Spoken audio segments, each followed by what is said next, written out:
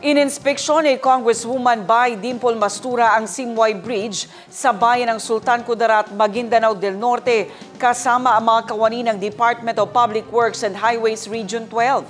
Ito'y kasunod ng pagkakaroon ng butas sa isang bahagi ng bungad ng tulay.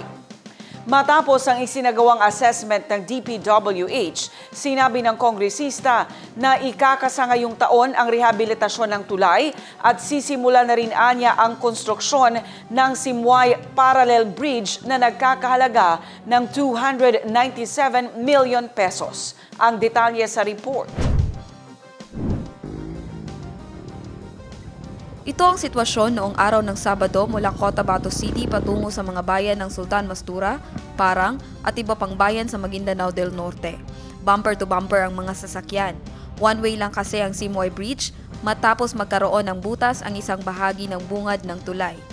Ngayong araw, binisita ni Congresswoman Bay Dimple Mastura ang tulay kasama ang mga kawani ng DPWH 12. Ininspeksyon ng kongresista ang tulay.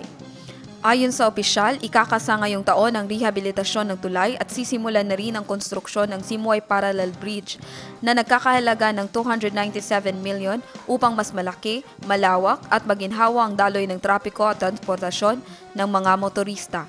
Dagdag ng mambabatas, sinisimulan na rin ang proyektong Road Reblocking Project ng Cotabato-Lanao Road na magmumula sa bayan ng Sultan Kudarat patungong Sultan Mastura at mga kalapit na lugar. Ang Simoy Bridge ay isa sa mga pangunahing tulay na nagdudugtong sa bayan ng Sultan Kudarat at Sultan Mastura, kabilang na ang kabuuang bahagi ng Iranon Municipalities. Janeza Garcia, iMinds Philippines.